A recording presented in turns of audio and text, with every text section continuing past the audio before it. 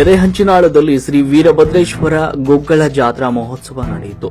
ಕೊಪ್ಪಳ ಜಿಲ್ಲೆಯ ಕುಕನೂರು ತಾಲೂಕಿನ ಎರೆಹಂಚಿನಾಳ ಗ್ರಾಮದಲ್ಲಿ ಶ್ರೀ ವೀರಭದ್ರೇಶ್ವರ ಜಾತ್ರಾ ಮಹೋತ್ಸವದ ನಿಮಿತ್ತವಾಗಿ ಬೆಳಗ್ಗೆ ಶ್ರೀ ವೀರಭದ್ರೇಶ್ವರರ ಮೂರ್ತಿಗೆ ವಿಶೇಷ ರುದ್ರಾಭಿಷೇಕ, ಪೂಜೆ, ಹೂವಿನ ಅಲಂಕಾರ ನಡೆಯಿತು. ನಂತರ ಹುನಗುಂದ, ಬಾದಾಮಿ ಹಾಗೂ ಕುಷ್ಟಗಿ ಈ ಮೂರೂ ತಾಲೂಕಿನ ಪುರವಂತರಿಂದ ಅಗ್ನಿಕೊಂಡ ಕಾರ್ಯಕ್ರಮ ಅದ್ದೂರಿಯಾಗಿ ನಡೆಯಿತು. ಇದರ ಜೊತೆಯಲ್ಲಿ ಗ್ರಾಮದ ಭಕ್ತರು ಅಗ್ನಿಕೊಂಡ ಹಾರಿ ದೇವರ ಹರಕೆಯನ್ನು ತೀರಿಸಿದರು. ಅಗ್ನಿಕೊಂಡದಲ್ಲಿ ಜರುಗಿದ ನಂತರ ಶ್ರೀ ವೀರಭದ್ರೇಶ್ವರ ದೇವರ ಗುಗ್ಗುಳ ಕಾರ್ಯಕ್ರಮ ಜೊತೆಯಲ್ಲಿ ಭಕ್ತರು ಪುರವಂತರಿಂದ 2 ಫೂಟಿನಿಂದ 3 ಫೂಟಿನ ಶಸ್ತ್ರವನ್ನು ಹಾಕಿಸಿಕೊಂಡು ದೇವರ ಹರಕೆಯನ್ನು ತೀರಿಸಿಕೊಂಡರು.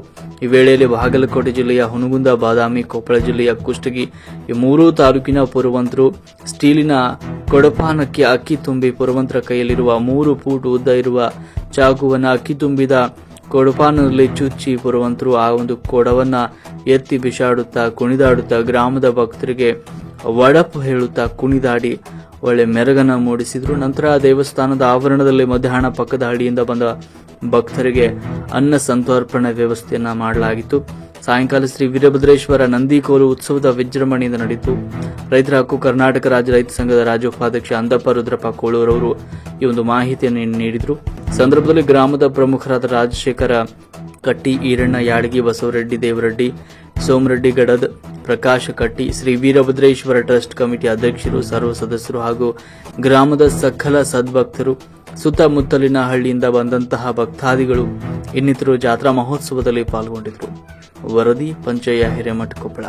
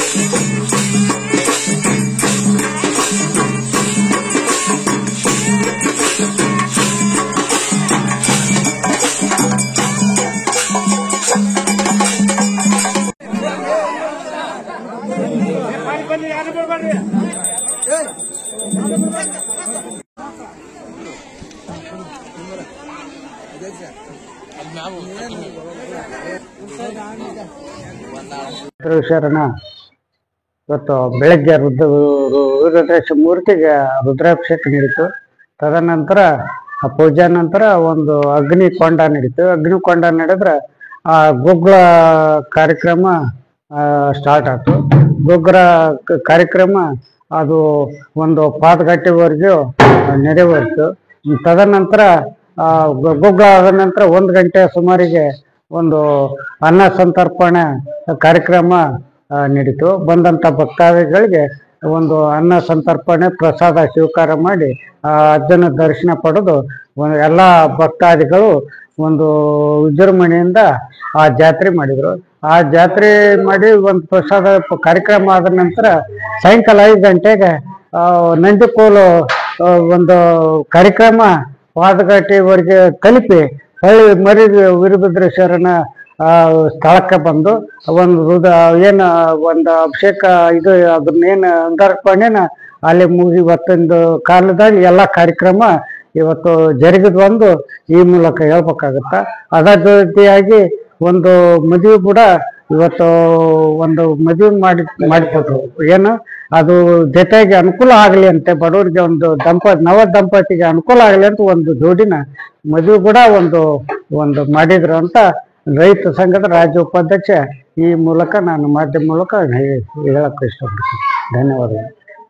ವೀರಭದ್ರೇಶ್ವರನ ಜಾತ್ರಾ ಮಹೋತ್ಸವ ಪ್ರತಿ ವರ್ಷ ದವನದ ಹುಣ್ಣಿಮೆ ದಿವಸ ವೀರಭದ್ರೇಶ್ವರನ ಜಾತ್ರಾ ಮಹೋತ್ಸವ ಈಗ ಕಳೆದ 35 ವರ್ಷಗಳಿಂದ ನಡ್ಕೊಂತ ಬರ್ತಾ ಇದೆ. ಇವತ್ತಿನ ದಿವಸ ಬೆಳಿಗ್ಗೆ ಶ್ರೀ ವೀರಭದ್ರೇಶ್ವರನಿಗೆ ಮಹಾರುದ್ರಾಭಿಷೇಕ ಹಾಗೂ ಬೆಳಗ್ಗೆ ಅಗ್ನಿ ಮಹಾ ಕಾರ್ಯಕ್ರಮ, ನಂತರ ವೀರಭದ್ರೇಶ್ವರ ದೇವಸ್ಥಾನದಿಂದ ವೀರಭದ್ರೇಶ್ವರನ ಪಾದಗಟ್ಟೆಯವರೆಗೆ ವೀರಭದ್ರೇಶ್ವರನ ಗುಗ್ಗಳ ಮಹೋತ್ಸವ, ತದನಂತರ ಮಧ್ಯಾಹ್ನ 12 ಗಂಟೆಗೆ ಒಂದು ಜೋಡಿ ಮದುವೆ ಸಮಾರಂಭವನ್ನು ಕೂಡ ಈ ದೇವಸ್ಥಾನದ ವತಿಯಿಂದ ನೆರವೇರಿಸಲಾಗಿದೆ. ಆ ನಂತರ ಸಂಜೆ ಈ ನಂದಿಕೋಲೋತ್ಸವ ಕಾರ್ಯಕ್ರಮ ಕೂಡ ನೆರವೇರಿತು. ಈ ರೀತಿಯಾಗಿ ಅವ್ಯಾವತವಾಗಿ ಸುಮಾರು 35 ವರ್ಷಗಳಿಂದ ಮೊದಲು ವೀರಭದ್ರೇಶ್ವರನ ಮೂರ್ತಿ ನಮ್ಮ ಗ್ರಾಮದೊಳಗ ಇತ್ತಂತ ಹಿರಿಯರು ಮಾಡಿದ್ರು. ತದನಂತರ ಈಗ ವೀರಭದ್ರೇಶ್ವರನ ಮೂರ್ತಿಯನ್ನ ಪುನಃ ನಮ್ಮ ಹೆಸರು ಶಿವಾನಂದಯ್ಯ ಕೊಪ್ಪಮಠ ಅಂತೇಳಿ. ಬೆಳಗಿನ ಜಾವಕ್ಕ 6 ಗಂಟೆಗೆ ಗುಗ್ಗಳ ನೆರವೇರ್ತ್ರಿ. ಆಮೇಲೆ ಅಗ್ನಿ ಪುಟ ಮಾಡಿದ್ದು, ಅಗ್ನಿ ಹಾರಿದ್ದು ಇದೆಲ್ಲ ನಡೀತು. ಸದಾಕಾಲ ಪ್ರತಿ ತಿಂಗಳ ಅಮಾವಾಸ್ಯೆಗೊಮ್ಮೆ ಅಭಿಷೇಕ, ರುದ್ರಾಭಿಷೇಕ ನಡೀತೈತಿ. ಭಕ್ತಾದಿಗಳು ತಮ್ಮ ಆಸೆಯನ್ನು ಬೇಡಿದಂತ ನೆರವೇರಿಸಿಕೊಡ್ತಾನೆ ಈರಣ್ಣ. ಅದನ್ನ ನಂಬಿ ಎಲ್ಲರೂ ದಿನಕ್ಕಿಂತ ಹೆಚ್ಚೆಚ್ಚಿಗೆ ಮಾಡ್ಕೊಂತ ಹೊಂಟಿವ್ರಿ. ಆದ್ರ ದೇವ್ರು ನಾವು ಎಷ್ಟು ಸೇವೆ ಮಾಡಿವಿ ಅದ್ರಷ್ಟು ಪ್ರತಿಫಲ ಆತ ನೀಡಕತ್ತೇನ ನಾವು ಮಾಡಾಕತ್ತೀವಿ. ಈ ರೀತಿ ನಡೆಸ್ಯಾನ. ಇನ್ನು ಮುಂದೆ ಸದಾ ಕಾಲನು ನಮ್ಮ ಮಕ್ಕಳು ಮೊಮ್ಮಕ್ಕಳ ಕಾಲಕ್ಕೆ ಇದೇ ರೀತಿ ನಡೆದ್ರಿಂದ ಆ ವೀರಭದ್ರೇಶ್ವರನ ಪಾದಗಳಲ್ಲಿ ಸಂಕಲ್ಪವನ್ನು ಮಾಡಿ ನಾವೆಲ್ಲ ಬೇಡಿಕೊಂಡು ಭಕ್ತಾದಿಗಳು ನೆರವೇರಿಸಿಕೊಡ್ತಾರೆ. ನಮ್ಮ ಹೆಸರು ಬಸವಸ್ವಾಮಿ ಮುಗಂಡ ಮಠ.